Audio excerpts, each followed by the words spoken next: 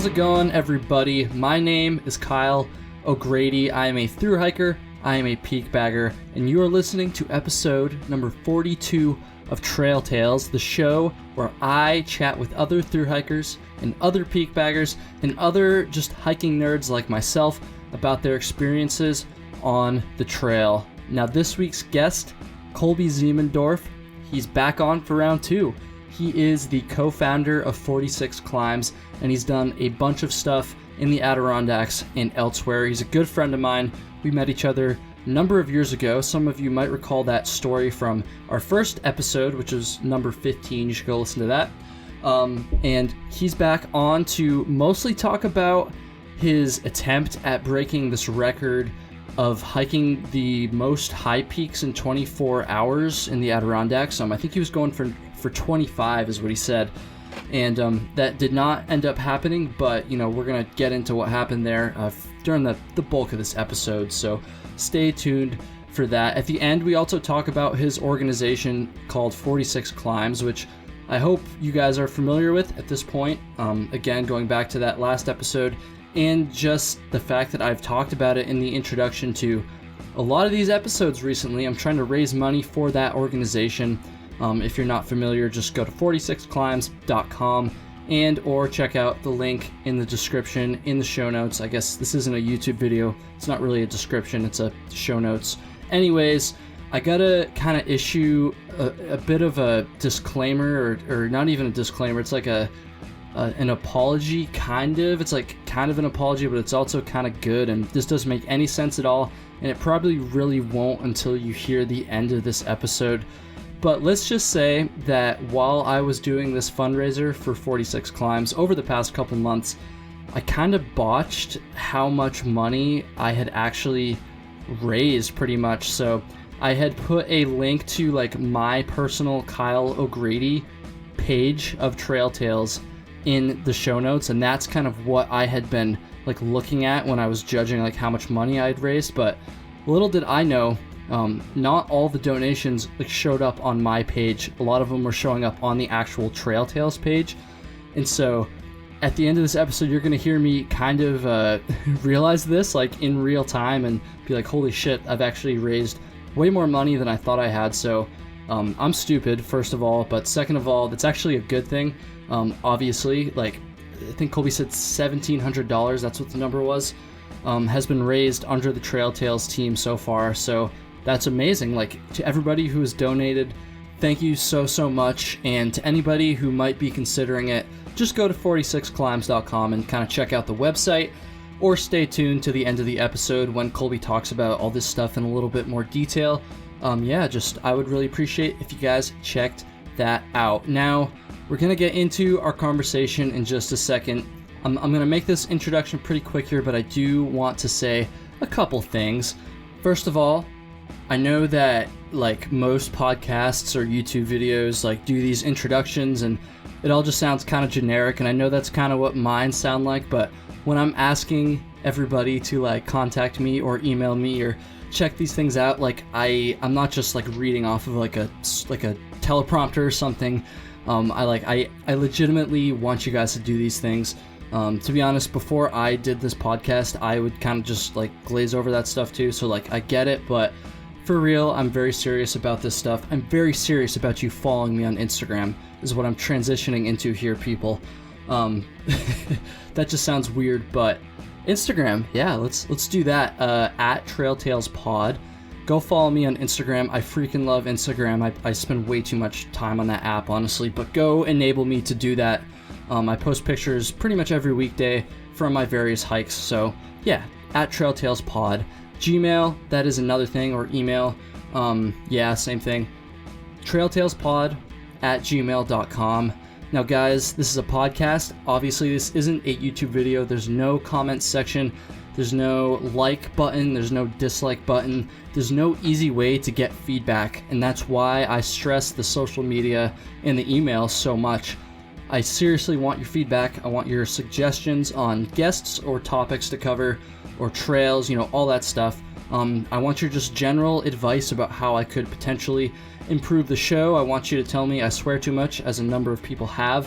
all that stuff. For real, the advice is much appreciated. So please go do that. Once again, trailtalespod@gmail.com. You can also just, send me a DM on Instagram or send me a message on Facebook as well.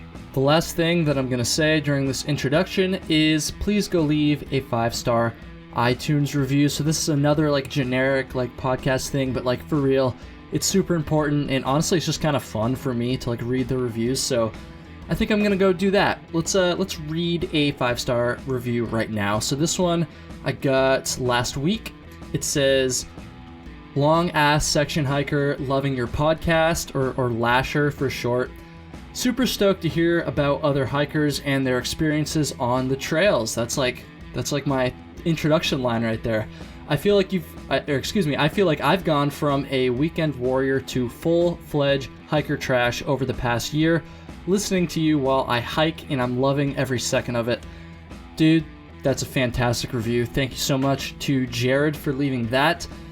I love the iTunes reviews, people. It helps rank the show higher when people search for various keywords relating to hiking, so it's not just for my entertainment only. It actually does help the show. It helps give me some credibility, which I am in desperate need of, so please leave a 5-star iTunes review. I want to see a couple more of those next week.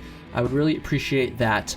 Okay, let's do it. Let's get into episode number 42, my conversation with Kolby Ziemendorf, co-founder of 46 Climbs.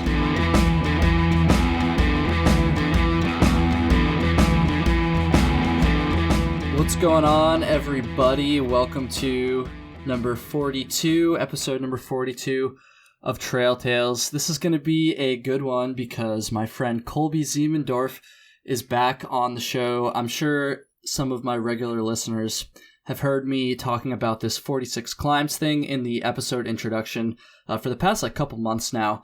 And Kolby is the co-founder of that organization, and we're going to talk a little bit more about that towards the end of the episode. But Kolby's also just a pretty rad hiker, and he's done some pretty cool stuff, particularly in the Adirondacks. So that's kind of what the theme of this episode is going to be, is just Adirondack talk, various things to do with that. So Kolby, thank you for taking the time for round 2. I've had a lot of repeat guests on, and I think it's awesome that people are willing to come back on the show. So yeah, dude, just I'm stoked you're here, and thank you so much.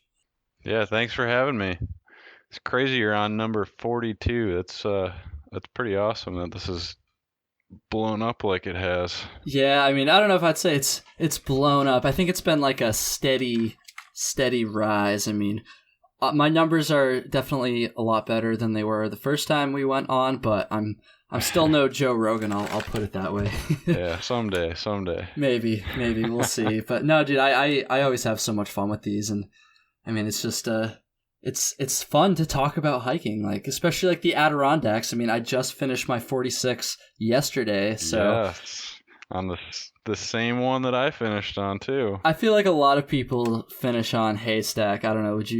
Have you noticed that trend? I don't know if it's. I mean, there's some people who plan out which mountain they're gonna do.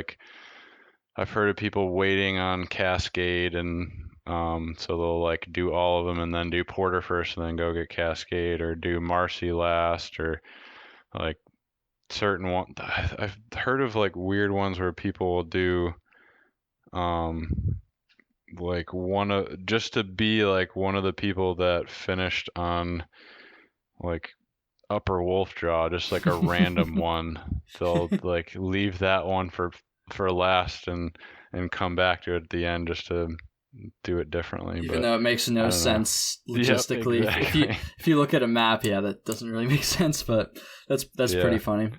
I mean, it's everyone's journey is completely different in the 46ers, and I don't think that anyone that starts them is the same after they're done.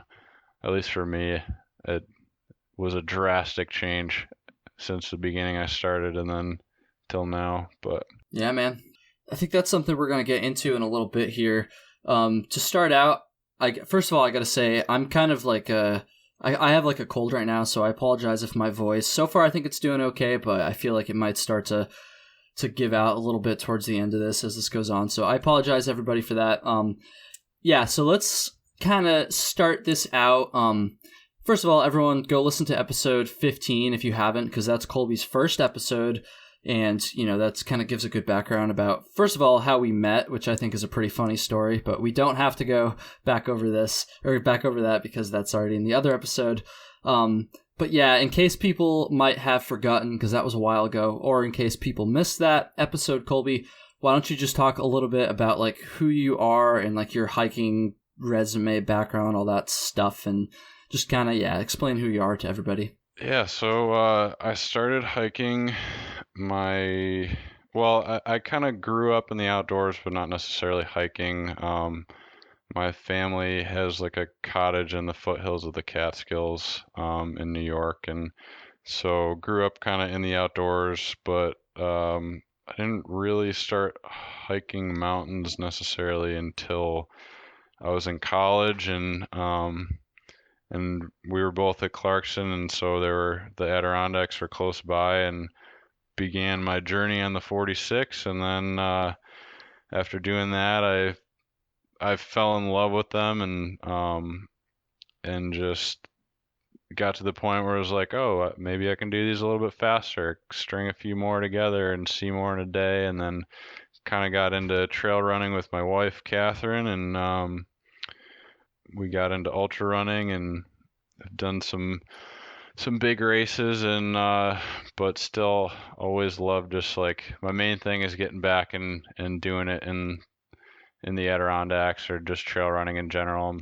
I like the races because of the ability to push yourself where there's support, and kind of see where your limits are, and then being able to take that back and bring it back into the Adirondacks or somewhere else is a lot of fun. So Yeah, man. And honestly, that kind of separates you from a lot of the guests I've had on, because mostly they've been like thru hikers or like more traditional peak baggers, mostly thru hikers, honestly. And yeah. you are a little bit different in that regard, which is another reason why, like, I think this is so awesome.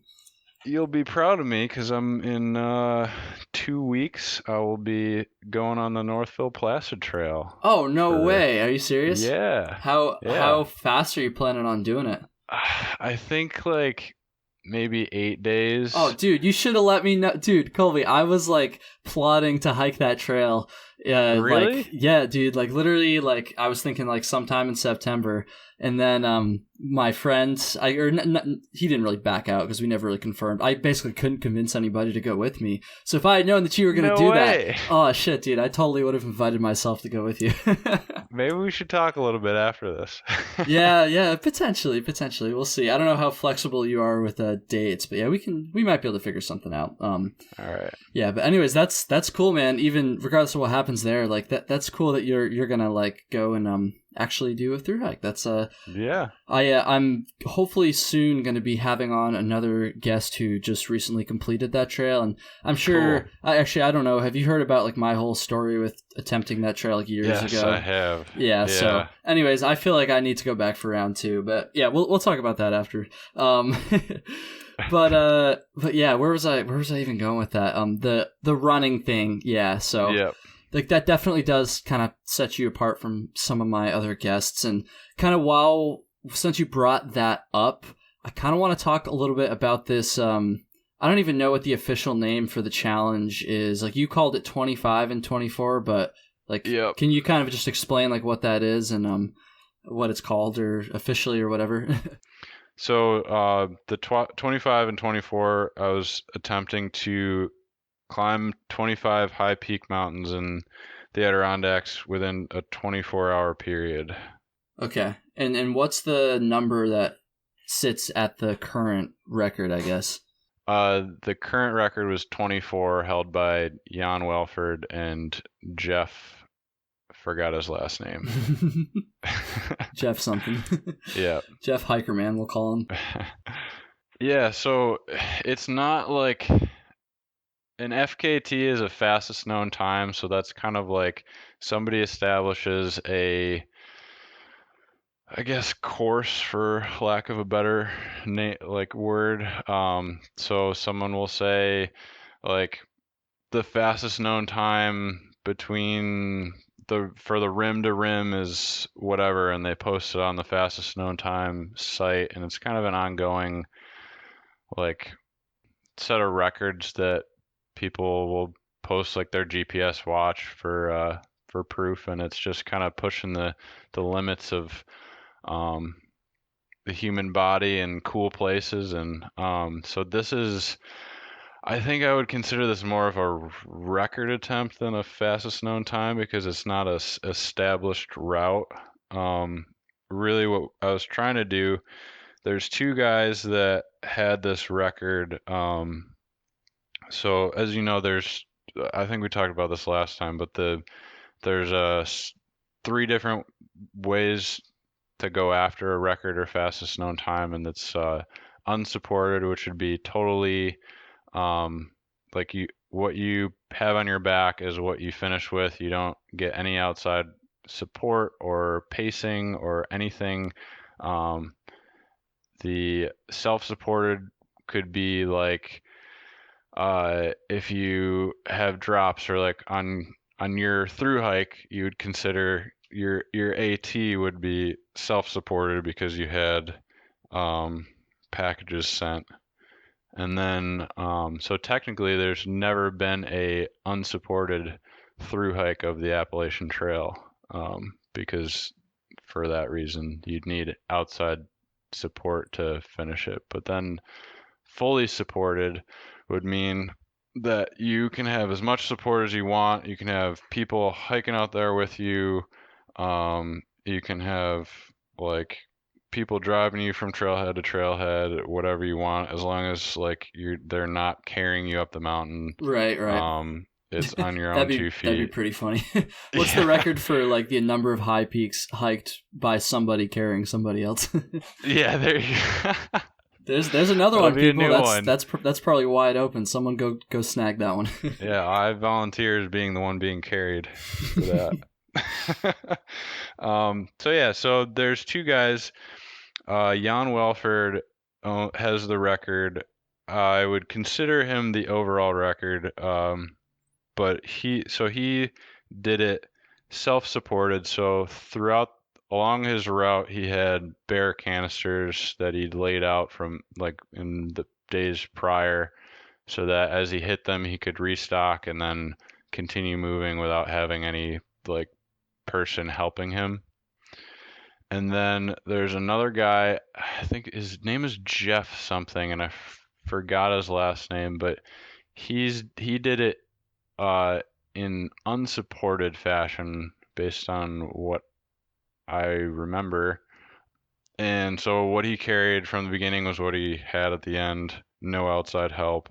The one thing that differs from their record is that Jan did it in normal, usually in their Adirondacks, records and fastest known times are usually done from trailhead to trailhead. So the time starts when you set off from the first trailhead and then finishes when you're out of the mountains, out of the trail at the last, like at the finishing trailhead. So I think Jeff finished on right. He stopped his time on right.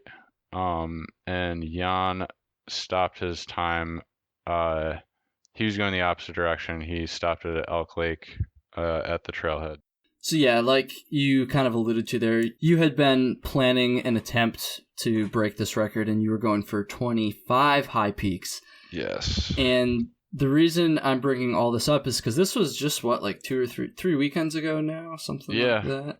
And Kolby had kind of asked me to help out and like be a pacer for him, like during a section of his attempt. And I am not like super like good with like FKTs, and that didn't really make much sense there. But what I mean is like I don't really like research that stuff. I've certainly never like actually gone for one or been involved in one. So when he invited me, I was like, yeah, that sounds like a cool opportunity to kind of experience something different, like in the hiking world or whatever. And never actually got to the point where I ended up helping him. Yes. And we're going to talk about that in just a second. There goes my voice a little bit. But why don't you first just talk a little bit about, like, I don't know, why you wanted to try to break this record and some of, like, the planning that went into it before, like, you actually got out to the trail? Yep. So just to spoil it from the beginning, I did not do this. I barely even started it, but just so nobody's listening and going, "Oh, like." Anyway, so so yeah, as far as training and planning, so I started planning back in January. I decided to do this. I wanted to do it just because I love the Adirondacks and I love just trying to push myself and see how far like I can take my body and that sounds really cocky. No, you're good, dude. Was this your first attempt at any sort of like record or FKT or whatever you want to call it? Yes, I've had a few planned and then for whatever reason they didn't work out, but this one was like full steam ahead. The planning and scouting and everything happened like since January. I was doing the bushwhacks. I knew every inch of that trail. Um, I've always thought that the reason why some of the records in the Adirondacks haven't been beaten, actually the main ones were this year, but it took 11 years because I think that the people coming and attempting them didn't have intimate knowledge of the Adirondacks, and Yeah, I man. think that that's like a huge disadvantage because, like like a mile in the Adirondacks is it's not the same No. as anywhere else. No, it's definitely not. Maybe the whites, but that's about the only Yeah, thing yeah. I can think of that's even close to that, yeah. But to know that like at this point there's gonna be a fall summit, at this point there's gonna be a bushwhack that's just absolutely brutal, like you're gonna be bleeding on the way out. Like there's things that if you didn't know those things coming and you haven't experienced them before, it's a huge mental blow as you're trying to do it.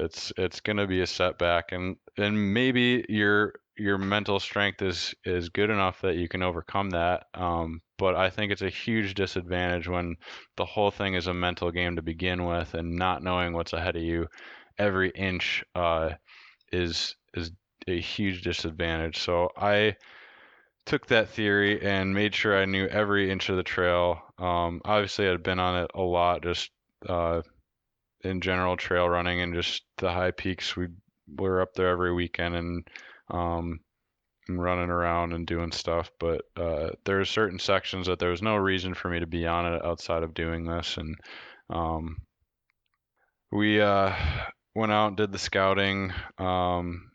I looked at what Jeff and Jan had done, and the two of them actually did the route opposite, and actually it happened on the same day, which was kind of a crazy thing that Just like um, completely like by coincidence? by coincidence Jan posted it online that he's doing this for 46 climbs, and then Jeff like sends him a message underneath and was like, hey, like I'm actually planning to do that too. And actually Jan had the record. I think it was like 21 and 24 hours before that. I might be wrong, but so Jan was going out to beat his record, said he was going to do it, and then another guy was like, I'm going on the same day. I already I already had the plans and everything. And so the two of them ended up doing it like uh, backwards of each other. So they crisscrossed during that same day. They started at a little bit different times, um, but I kind of analyzed what they did. Jan started at 3 o'clock p.m. on I think it was on Labor Day, but and then the other guy started super early, if I remember correctly. Um, but the reason that Jan did his start so late was because of he was trying to set himself up so that the bushwhacks were in daylight, which was pretty important to me, to make sure that I was not doing those at night. And Yeah, man. so the plan was kind of through looking at what they did, and I picked to add Redfield to the list. I guess I can go through what they were. Yeah, sure. Um, but starting from the Adirondack Lodge, for those that are familiar with the high peaks, the plan was going right Algonquin Iroquois bushwhacked to Marshall at that point. So I was doing this in supported fashion, like Kyle was saying. So I had two pacers that were going to meet me at uphill lean-to, which is about 10 miles from the start. So I was going to do 10 miles by myself, and then every other mile from the 10 miles to the end is supposed to be 56 miles. I was going to be paced from 10 miles in to the finish. So from there, I was going to do Cliff Redfield, Gray Skylight, Marcy, Swap Pacers, Haystack Basin, Saddleback, Sawteeth, Gothics, Armstrong, Upper and Lower Wolfjaw, go down to Lake Road, which is where I was hoping to see you. Yep, at 2 a.m. Yep. And we were going to do Colvin, Nippletop, Dial, and bushwhack to the Dix Trail. And then the plan was to meet up with Catherine there and do the Dix Range from there and finish at Elk Lake, hopefully within 24 hours. So that was the plan. And training kind of was a little different from some of my other past training, just trying to make sure that I was getting the elevation training in there. We had bought a treadmill this year, so I got a lot of miles on that listening to this podcast. Hell yeah. And so just making sure that my legs were used to the uphill that we were going to be doing. It was going to be about 25,000 feet of gain. So I mean, I think that's kind of like the gist of the planning, I guess, in the training and stuff. How about, like, take me out to the trail, like what actually happened? And honestly, I'm kind of curious to hear about this because, you know, we texted a little bit, but we haven't like actually like talked about what happened yet.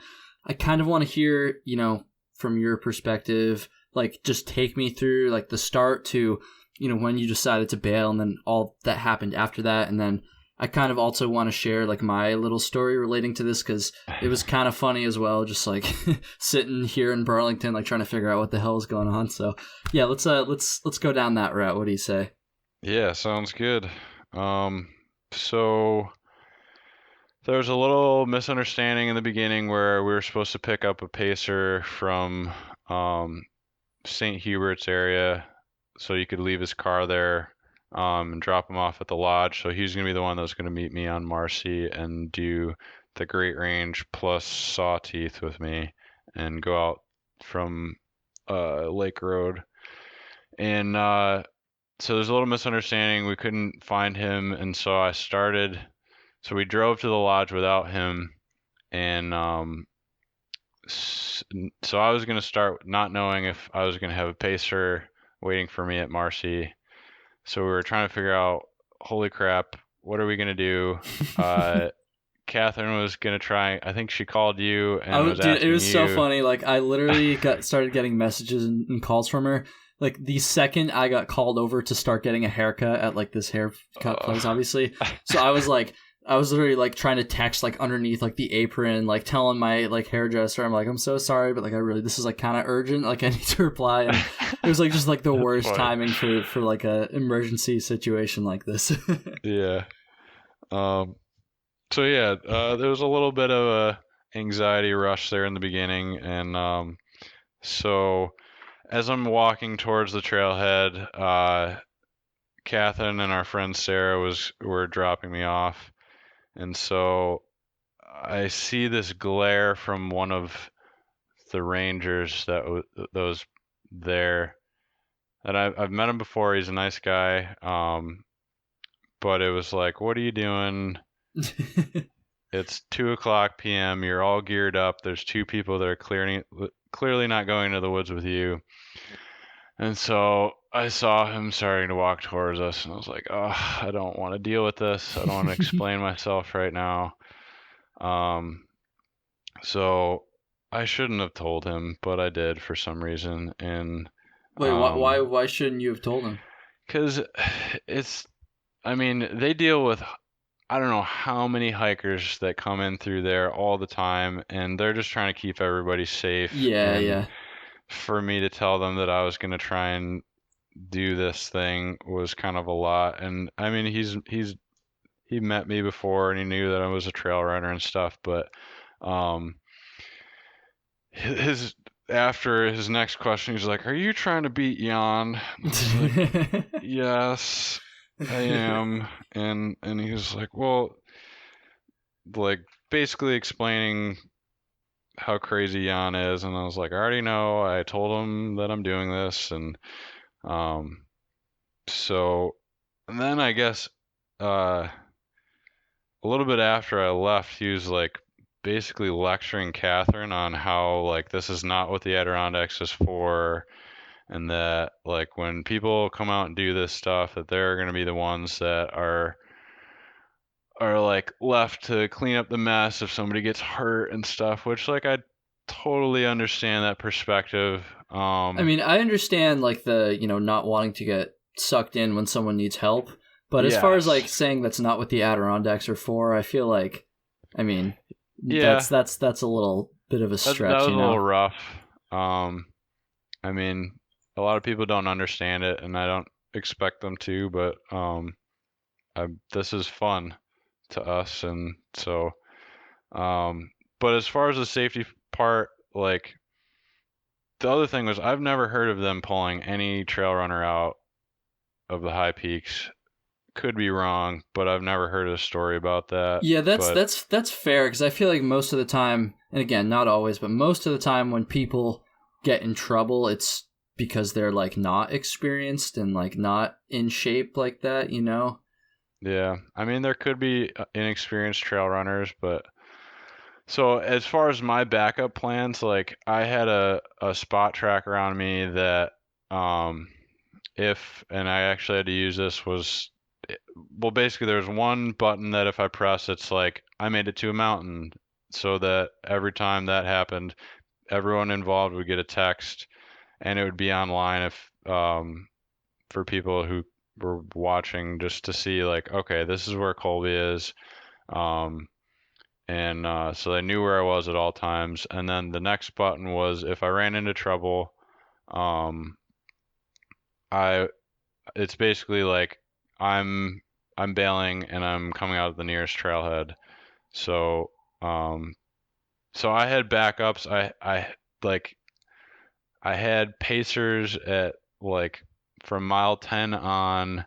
Um, and at the end of the day, like if I'm pressing the emergency button, come and get me, it's because I have a broken femur. Like I'm Yeah. not calling you because like they're not there. Like if you sprain your ankle, they're gonna make you walk out of Yeah. there. That's the one thing that they've been dealing with a lot actually because of the new cell phone service in the area. They're getting calls from people that are like, I can't make it out. Like they're like, well, you're gonna have to get out. Like we're not bringing a helicopter to you out there, but that's a side thing. But um, Yeah.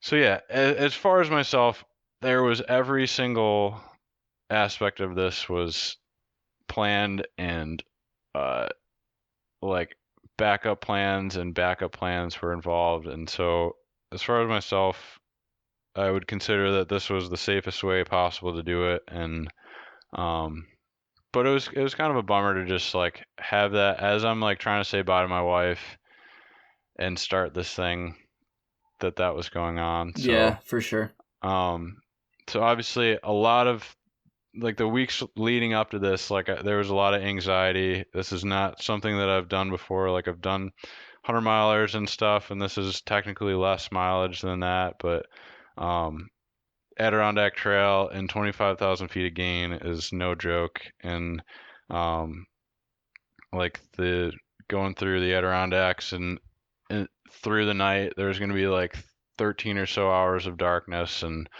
um, so it was a little nerve wracking, and then also nerve wracking because like as I've progressed in my trail running, Jan's always kind of been like the dude.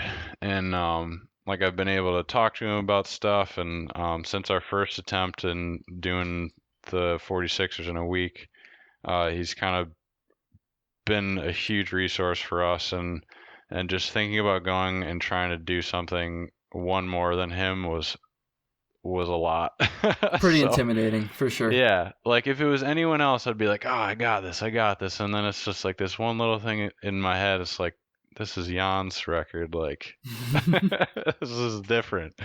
So, but the second that it turned 2 o'clock, I said bye and I left, and it was like everything left. I had no anxiety, like it was on. I actually started like laughing to myself, like finally, like this is what 8 months of training has got you here. You're ready, and it's time to do it. And there's like a couple moments going up the trail where, like, for no reason, there was some hikers that were just like cheering me on, and I'm like, you don't even know what I'm doing right now, but thank you, I appreciate that, because um, so did right, Algonquin, Iroquois, summited Iroquois at an hour and 50-ish minutes, I think, if I remember correctly. And I think as I was going over Boundary, which is in between uh, Algonquin and Iroquois, I started getting this little like blurriness in one of my eyes, which is telling me you're gonna have a migraine. And as far as like migraines go for me, like I've got medication for them, and when I get them, it's excruciating pain, and I lose vision in my eyes, and that's kind of a scary thing. But obviously, I had one of the pills with me, so I took it, and at that point, I knew it was over, because those pills really messed me up. It kind of gets rid of like my cognitive ability, which normally when I get a migraine, I'll just like take one and I'll go to bed. Yeah. And I'd been working on managing them. I actually hadn't had one. I had one this summer, and so I was like, finally, I fixed it. I figured out what was causing them, and then it comes on the absolute worst day Yeah, possible man, for real. after 8 months of training, and so that kind of sucked. I knew it was over, but I was like, you know what? I'm gonna finish. Um, I'm gonna finish out like the McIntyres. I'll go and do my run with my first set of pacers, and I'll do Cliff, Redfield, Grace, Skylight, Marcy. I'll meet up with the second pacer and see how I feel from there. But like I knew it wasn't gonna happen at that point. Um, and so it's like, all right, getting into the bushwhack. We actually, the two of us talked about the bushwhack between Iroquois and Marshall last time on the first time that I'd done it was bringing a bunch of freshmen down it on our Prio trip, and so it's not an easy bushwhack, but I've done it just like a handful of times since then, and recently this year, um, it was nailed down, like to the point where I was a little bit upset that I wanted it to take like 10-15 minutes less than it did. Um, but when I got into that bushwhack, like there was only one other time where I've run while having a migraine and on the migraine medication, and it was a 30 miler in Thatcher Park near me, up in kind of near the Albany area, and but that was like a marked trail. It's not something that you can like mess up. Mm-hmm. So I just kind of pressed on, and absolutely wrecked my body doing it, because I had like my stability was off. I was like, my balance also is affected. So I actually like blew out all of my toenails except for I think two of them. But I was really adamant on PRing at that race, so I ended up beating my PR by 20 minutes with a migraine. Damn, um, man.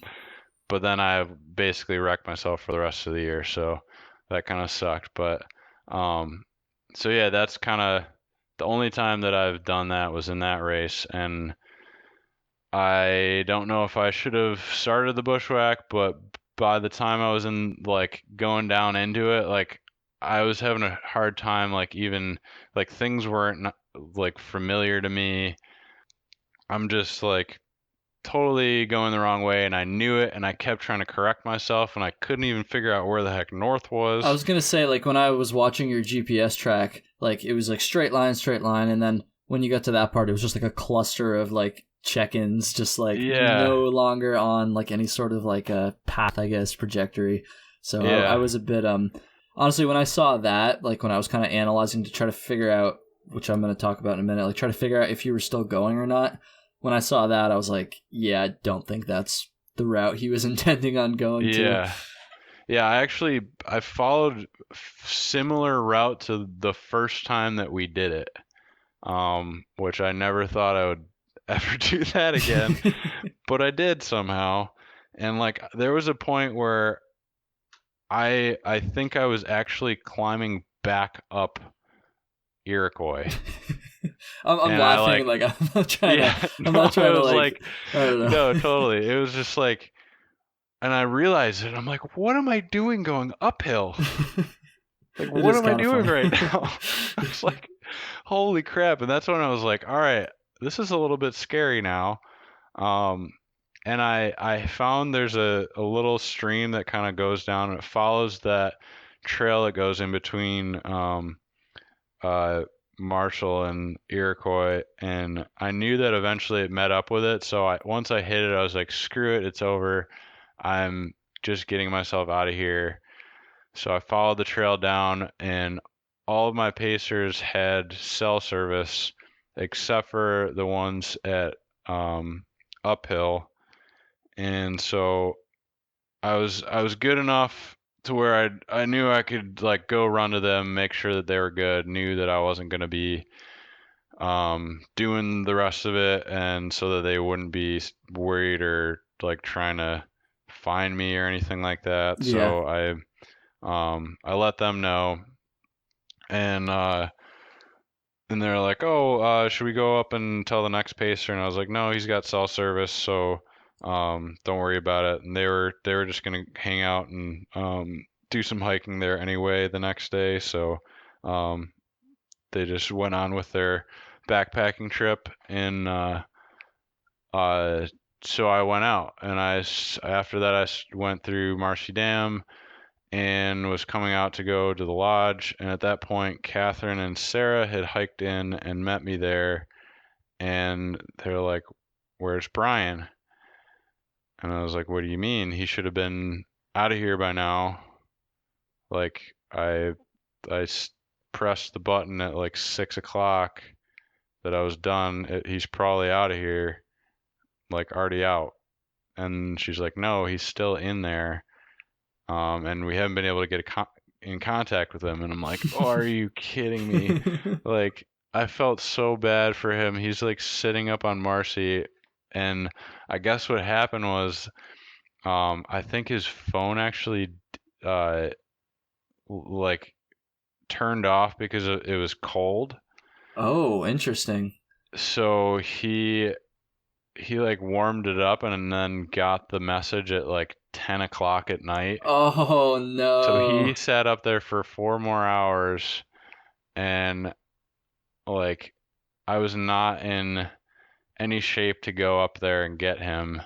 And Catherine um, realized, she's like, honestly, if I continue and go and get him now, like he's gonna realize that you're not coming, and he's gonna probably like we're thinking that maybe his phone died or something, and he wasn't gonna have any knowledge of what was going on. And she's like, honestly, if it were me, and at a certain point, like I'm gonna realize you're not coming, and I'm gonna go to my car, which is at St. Hubert's and not at the lodge. Yeah.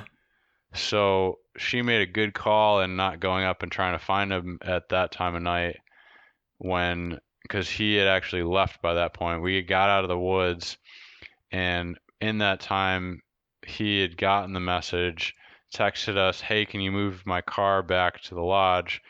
And we texted him back like, "We're at the lodge, we'll meet you here." And at that point, he was gone. And so he was on his way to go to hit Lake Road and get out over there at St. Hubert's, and so he had to pop up. I think he ended up going over what was it? I think he went over Lower Wolfjaw, or in between like Upper and Lower Wolfjaw. I think he went down through near like JBL and then came out that way instead of doing over Basin and Saddleback in the middle of the night, which Yeah. was a good decision. And especially it was cold. Like the other concern actually coming back, like as I was going up on the McIntyre range there in the beginning, I was actually pelted with rain, like stinging rain. I was gonna say, because like here in Burlington, like we're right across on the other side of Lake Champlain, and I can actually like see over into the Adirondacks in certain spots. And I remember like looking over like as I was getting ready to leave, and there was like just a shit ton of clouds and storms over there, and I was like, that's not good for Kolby.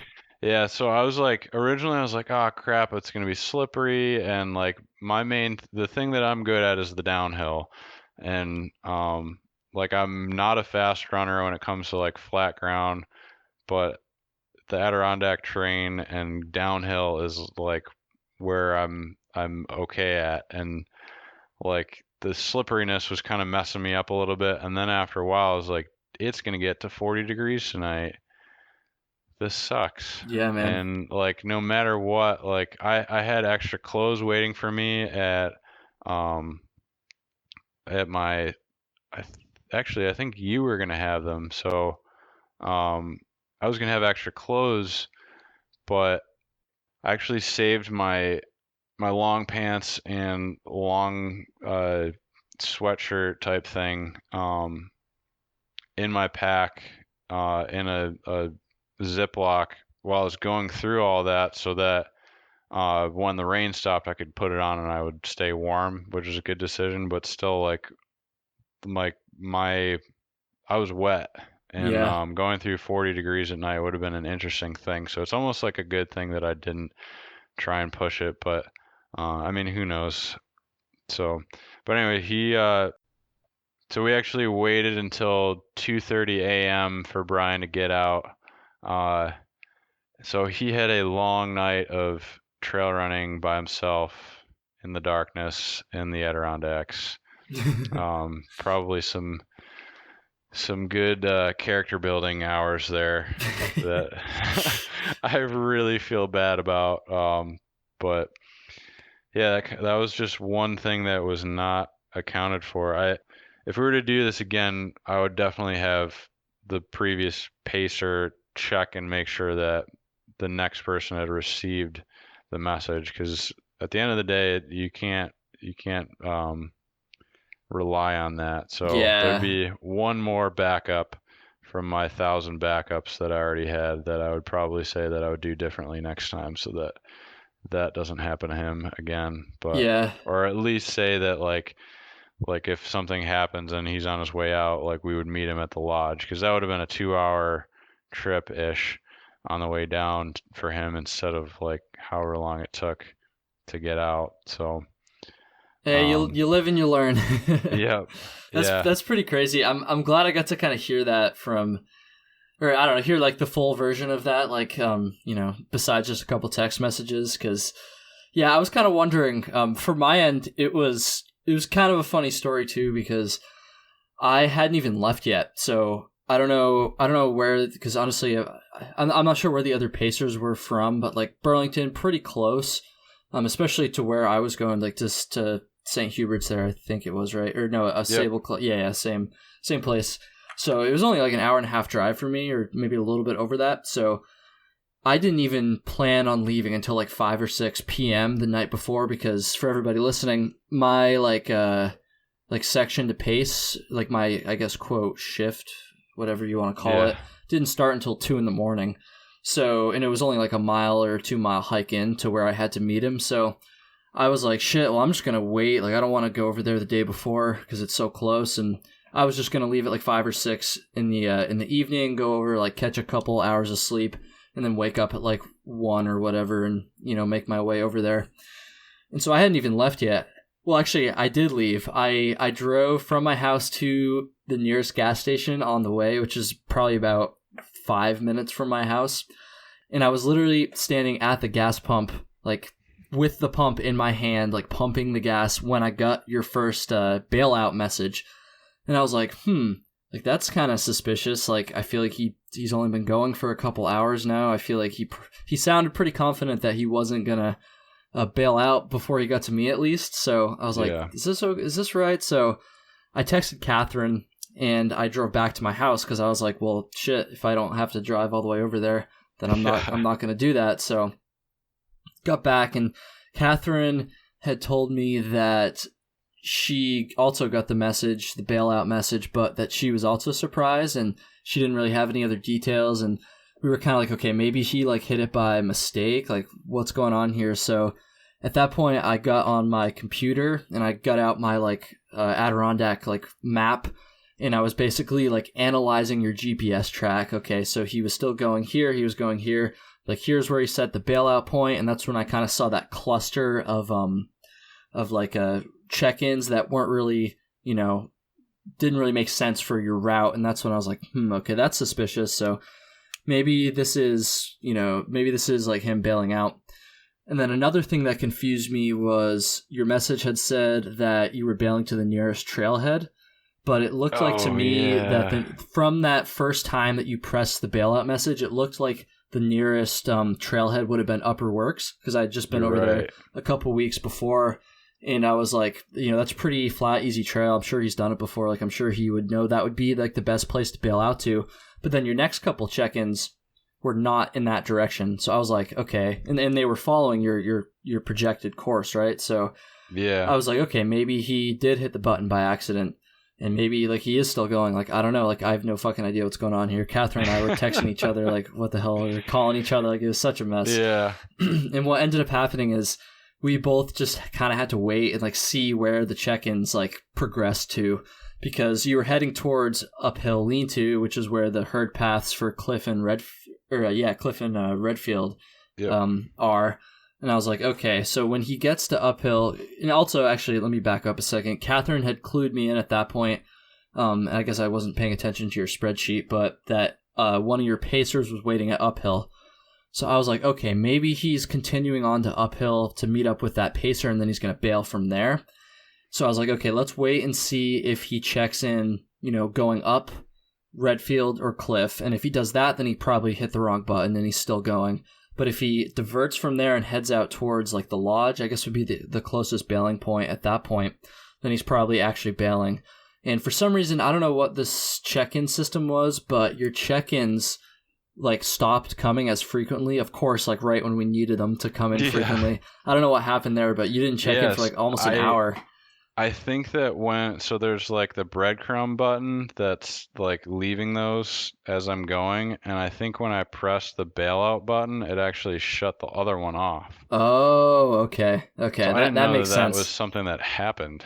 And it makes no sense for why it would do that. Yeah. So I don't know, but that was a bummer. So we kind of waited for like an hour. We were like, at this point, it was like a little bit past 7:00, I think, in the evening, and Catherine and I were kind of like, because she was texting me, she was like, I think I'm gonna go hike in and see what's going on, and I was like, okay, let's wait until we get another check-in first before we kind of just hit the ground running. And I was like, okay, let's wait until 8:00, and if by 8 he still hasn't checked in and we still don't know what's going on, then at that point you probably want to go try to find him. And like right after I had sent that message, pretty much, we finally got a check-in from you.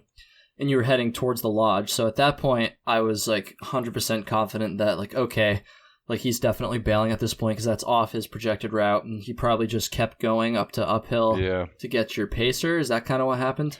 Yeah. And during that time, I thought that the breadcrumbs were still going. And I was like, they should be watching. They should know that I'm still moving at a decent clip. Like that I'm okay. And I figured that she would figure it out based on knowing that the pacers were there, or even like if I needed help, I was going to my first set of pacers or something, so that she knew at least I was okay. And so Yeah, so that was another thing It that was it was kind of a mess, but I just it worked out. It worked out really well for me actually because I ended up not even having to yeah. drive over there because if I had driven all the way to the campsite and then no one was there, I would have been very confused. I probably still would have ended up going in at 2 a.m. honestly because I wouldn't have had cell service then either. I don't know what Yeah. would have happened then, but it was just funny for me because I was like sitting here in Burlington, like not even there, like with you guys, and I was like Yeah. on my I felt like I was like air traffic control. I was like texting Catherine. I was like looking on my computer, like following your GPS, like kind of trying to figure out what like my map was open. Like I was just trying to figure out what was going on, and it was definitely pretty interesting. I learned quite a bit about how spot GPS devices work too, because I've actually never used one of those things before. Yeah, it's kind of nice just as a backup, but as you can tell, it's not foolproof. And I mean, the best thing would be to have like a satellite phone or something, and Yeah, so yeah. you could call and or even Spot makes like those new ones that you can actually text through. Um, so, but that doesn't help on the other end either. Yeah, So, exactly. Unless everybody had one, I guess. But yeah. But at least as far as you were concerned, if you like you still had to get your stuff from Catherine, so she's gonna meet you at St. Hubert's, and if like that didn't like she would have been there if you were still coming to make sure that you didn't go in. So there was a backup at that point too. So yeah, that's we true. weren't sending you out into the the Adirondacks to sit there by yourself. At 2 in the morning. Um, yeah, Oh man. Well, shit. Damn, I didn't really expect this to take up the whole episode, but I'm glad I got to kind of hear that story.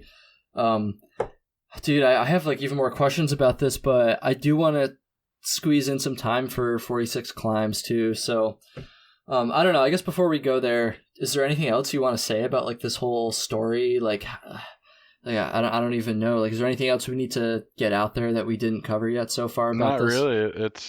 It was just a big bummer, and now I'm in good shape and don't know what to do with it. And but I'm looking forward to going and doing the NPT, and we got some other fun things we're doing this summer, so I'm diverting my focus onto that and onto the next thing, I guess. So Yeah, man. Yeah, man. We'll definitely have to do a follow up, and maybe we can talk about it a little bit more then, or talk about whatever other crazy thing you've been up to since then. I do want to yeah, talk we'll see. about yeah, I do want to talk about 46 climbs though. So I'm sure my listeners have been hearing me talk about this in the introductions for the past like couple months, and going all the way back to episode 15 when we did way back in like I don't even like January or sometime when it was cold as shit, and I don't even Yeah. remember when it was, but um, I have a team for your organization, a Trail Tales team. Why don't you just talk a little bit about what 46 Climbs is, and yeah, like why should people like support the Trail Tales 46 Climbs team and raise some money here? Yeah, so 46 climbs, if you haven't heard the previous episode, it's an event nationwide where people sign up to climb or hike a mountain and raise funds for the American Foundation for Suicide Prevention. So after you sign up, you'll get a dry fit t-shirt and bandana, and those are so you can be identified out on the trail, and everyone goes out and takes a picture on a mountain, and um, every mountain that's climbed is marked on a map at 46climbs.com, so you can actually go on there now and see that like the entire US is covered in dots, and it's just like a visual of the impact that people are making, as well as on the website there's the hashtag 46climbs button, so every person that climbs a mountain will take a picture and put it on social media and Instagram or Twitter or Facebook, and every time that hashtag is on your post, it'll be pulled into that part of the site so you can see everyone out climbing and um, coming together for this cause that's normally not something that people are able to talk about. And it's uh, it's breaking the stigma for suicide and mental illness because we're doing it in such a positive way, in what I think has never been done before. So it's pretty cool. Yeah, man, it's been like super fun to be a part of it this year, and kind of be around it and be a part of it in years past as well. So in our last episode, once again, people go listen to episode 15 if you haven't done so already.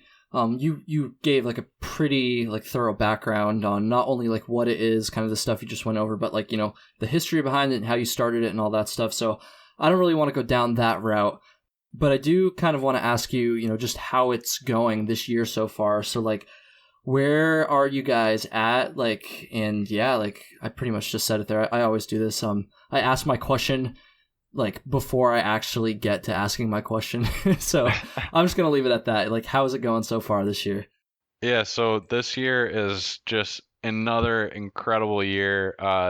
The start date is on August 30th, so we're about 5 days away from that while we're recording right now. So yeah, so this will be out just like 2 days before it starts, because this is going to be out on the 28th, and yeah, like it starts on the 30th, like you just said. So at this point, we've raised more funds than we ever have, with more people than we ever have, and I like to keep track of everyone's elevation gain and convert that to how many times one person would be climbing Mount Everest. And at this moment, it's 144 times Mount Everest that's going to be climbed during the week. So it's incredible. Like it's not one person, it's like a whole community across the United States coming together, and they're really changing the way that people look at mental illness through doing this in such a positive way, and Absolutely making people able to talk about it.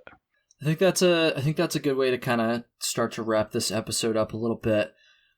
Everybody listening, I'm sure hopefully you're not sick of hearing me say this by now, but part of the reason why I wanted to have Kolby on right now is not only to have him talk about that crazy 25 and 24 thing, but because this is happening like literally next week, and so like the timing is perfect to try to make like a last minute appeal to people, basically. So there's my motive. You like full disclosure here.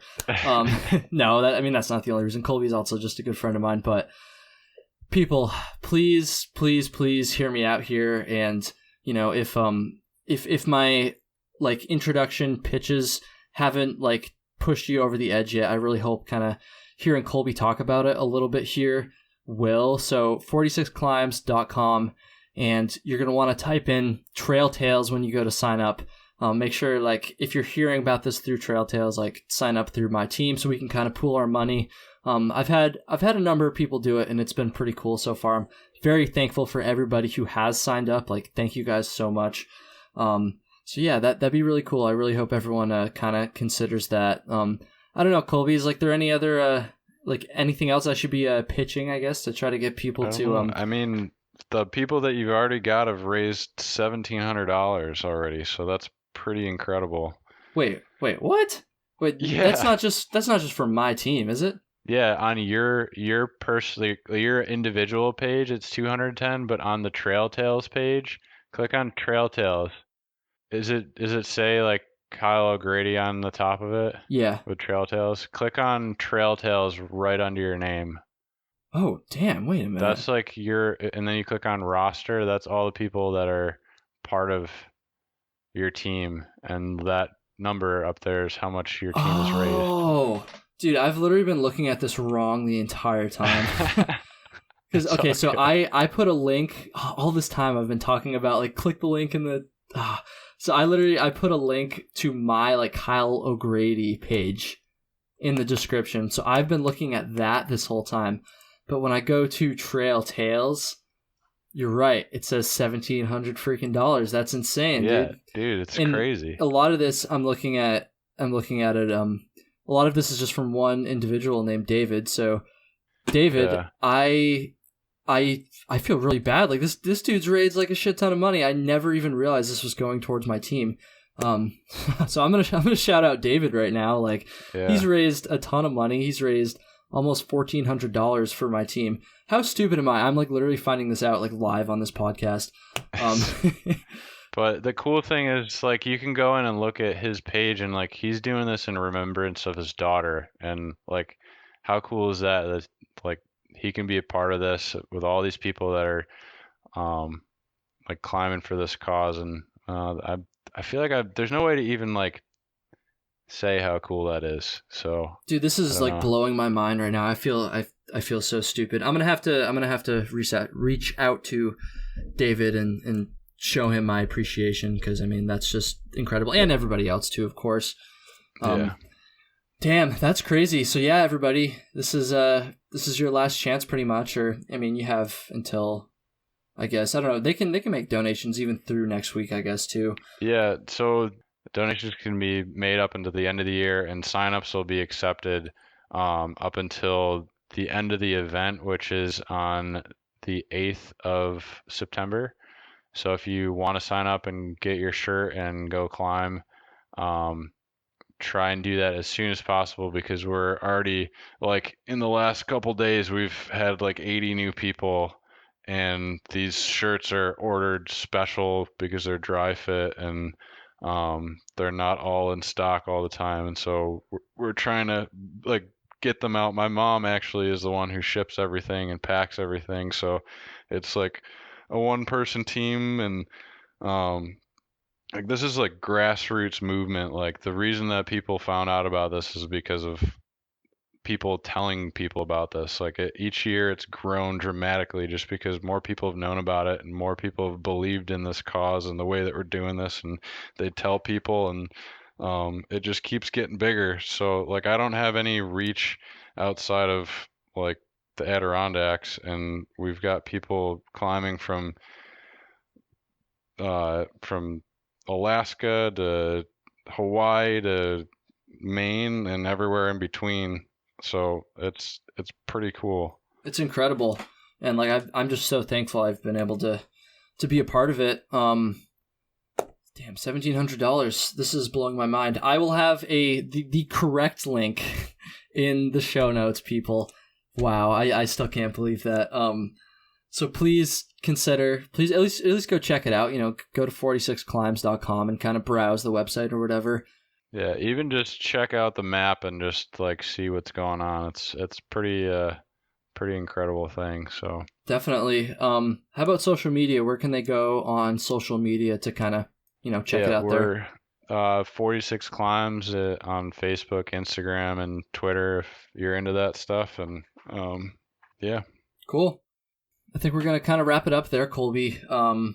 Thanks so much for taking the time again. Thank you for enlightening me about how I was like using your website wrong this whole time. It's okay. Again, shout out to David.